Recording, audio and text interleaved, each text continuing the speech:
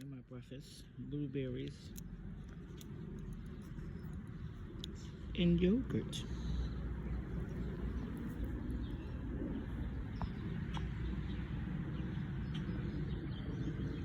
I don't know if you guys can hear the birds tweeting and making other sounds.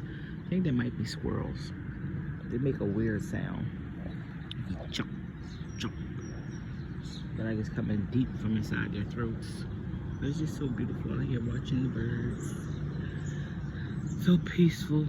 I swear my blood pressure lowers when I'm out here in nature.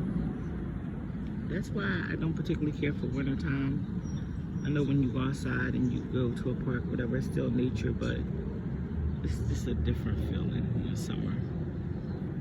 If I could spend my summers in Florida or somewhere warm, California, I would spend my summers there. Come back to the East Coast in the summertime for 3 months. Who knows what the Lord has in store for me in the future. I might be able to just do that. Have a blessed 4th of July, guys. Enjoy this day that the Lord has made.